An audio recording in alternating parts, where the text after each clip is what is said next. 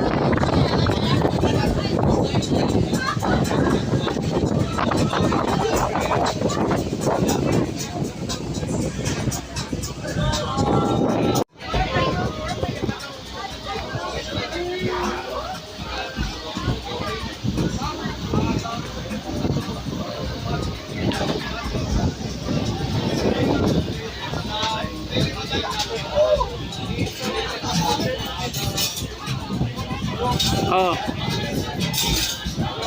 Ah. Lagi.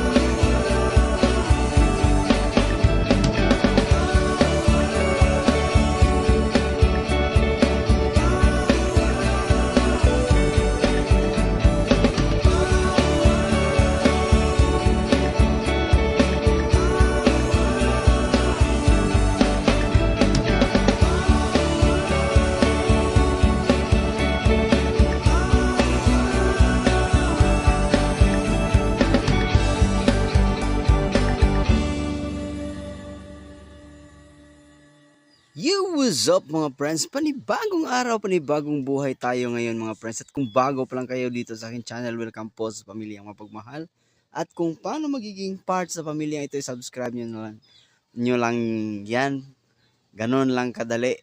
For today's video mga friends, sa nakikita nyo ngayon, mag-enjoy lang muna kayo dyan sa panonood. At itong video na to mga friends ay nagaganap ito kahapon na catering event namin na ginaganap sa yachts mismo. So yun, ito'y isang once in a lifetime experience mga friends na nandito kami nakaset up sa yachts. At hindi naman palaging nangyayari ito sa amin dahil sa catering services namin ay nasa bahay lang yan, or kaya ng mga function area. So yun, minsanan lang talaga mangyayari ito, kaya sinusulit ko na lang. Yun, sa araw na to medyo napakaganda, tapos napakaganda ng maliwalas yung tanaw natin, yung araw na pasikat pa lang. Ang gandang experience talaga. So gusto ko lang kayong imbitahan mga friends, kung bago pa lang kayo dito sa aking YouTube channel mga friends. Sana'y suportahan nyo tong aking YouTube channel. Sa mga hindi pa nakapag-subscribe, please pindutin nyo yung subscribe button dyan sa baba. At huwag kalimutan i-hit na rin yung notification bell para magiging updated kayo kung meron man akong bagong video na i-upload.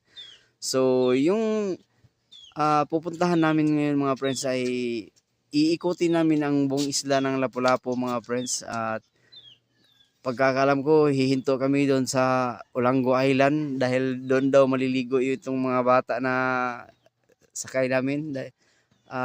Ano pala to mga friends, bali Dibo, isang Dibo celebration na alam naman natin na hindi kayang basta-bastang gawin to sa isang ordinaryong pamilya lang. Kaya yun, dahil ang pagkakalam ko, ang upa dito sa yate na to ay nagkakahalaga lang naman ng 15,000 per hour. So hindi biro yun. Kaya tapos nag-iimbita sila ng kanyang mga kaklase. So kasama na kami doon, dahil kami yung magki-cater sa kanila. Yun, tanaw na dito mga friends. Kinakabahan ako dito mga friends dahil pag nandito talaga, yung nasa dagat talaga, hindi natin alam hindi natin alam nung kahit gaano ka condition tong sinasakyan namin. Yun lang, hindi ko maiwasang pumapasok sa isipan ko na ang lakas pa naman ng hangin dito nung kami naglalayag. Lakas ng hangin, tapos yung grabe yung uga ng yung yate. Medyo nakakahilo lang din. So yun, part na rin yun ng experience. At dito tanaw ko yung kabilang isla ng Lapu-Lapu. Yun, paikot na kami dito sa nasa kalagitnaan na kami, malapit na pala kami dito sa Olango Island. Ito yung yung saan kami hihinto, at saka doon sila maliligo.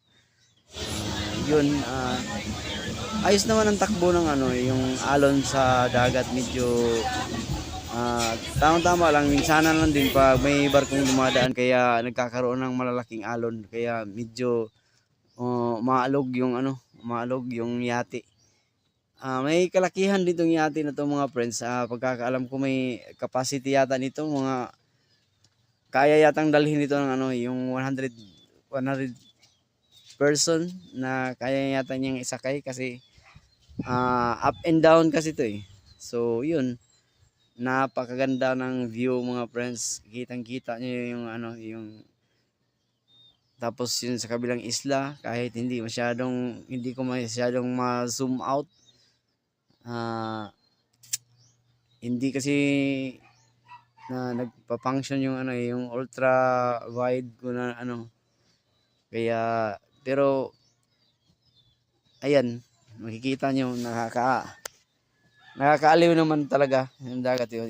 ito yung ano mga friends, itong whole Cebu mga friends, itong yung nakikita niyo sa ano sa video. Yan yung ano yung view ng Cebu pag nandito ka sa karagatan. So ayun, itong balon na to, na-miss din ako dito sa balon na to mga friends kasi kadalasan pa sa event namin mga pag may balon ng ganyan tapos naaarawan talagang magsiputukan yan. Pero dito iwan ko kung anong klaseng balon tong ginagamit nila kasi hindi pumuputok talaga mga friends kahit sobrang init ng tirik ng araw. So mula dito tanaw natin yung ano sa malayo, tanaw natin yung Sisilix. So paikot na kami dito mga friends, papunta kaming New Star. Doon daw kami iikot. So yan, napakaganda yan ang secret na kagandahan ng Cebu. Ayan na yung SM Seaside, yung nahagip sa camera kanina. Ayan, SM Seaside. Ang Cebu mga friends ay walang halos pagkakaiba na rin ng Maynila. Medyo iwan ko may maraming ang nagsasabi mas maganda daw tong Cebu kaysa Maynila. Pareho lang naman ding traffic pero kung sa mga lugar lang din yung mga sa estado ng ano medyo hindi na rin nalalayo tong Cebu sa Maynila mga friends. At dito dumadaan na kami sa ilalim ng Sisilix. Ito pala yung view pag nandito sa ilalim ng Sisilix. Ganito yun Ayan. Tapos nag-aagaw na yung dilim tsaka yung sikat ng araw kaya ganyan yung nakikreate na na view. Tapos yung kasama ko nahagip pa sa camera na kumakain. Ayan mga friends, kitang-kita ito yung view sa bandang ilalim ng Sisilix. Ayan, napakaangas. Napakaastig. Shoutouts nga pala sa mga gumagawa nitong sa Sisilix na napakatibay din. So, yun kinakapture ko yung Cordoba. Yan, yung isla na yan. Nasa kabilang isla, Cordoba na kasi yan Pagbaba nitong Sisilix doon sa bandang dulo ay Cordoba na. So, inikot lang namin. So, papunta na kami ng Mactan Wharf. At doon kami dadaong. So, yun, medyo malayo lang. Lagpas na kami sa Sisilix. So, yun. Shout out kay Franz Savaricos. Kaming dalawa lang dito mga friends. Yun. Grabe, busy yung mga kabataan. Grabe yung hype ng mga teenager talaga mga friends nang kami naglalayag. Kumbaga mahilig talaga, parang mga party people talaga. Habang naglalayag kami, nagiinuman sila tapos may DJ din kasi mga friends may sounds na nakaset up. So ang nice experience lang din 'yun. Pero kung gusto ko sanang yung tawag dito. Kaso lang may kasama namin mga kabataan na ang iingay talaga. Grabe. Nagsasayawan, ayan. Ayan, nasa mga nakikita. Ayan yun, So, Old Bridge of Mactan na tayo mga friends. Ito na, malapit.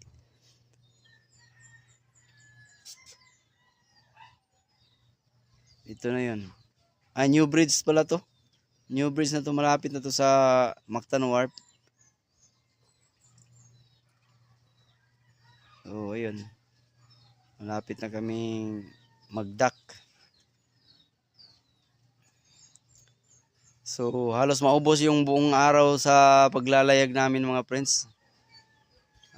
Dumating kami, gabi na. May kalakihan lang, medyo may kalakihan din naman tong itong Mactan Island. Lapu-Lapu Island. Medyo may kalakihan din. Kaso lang napapansin ko dito sa atin ito, ang bagal kasi ng takbo. So, maraming salamat.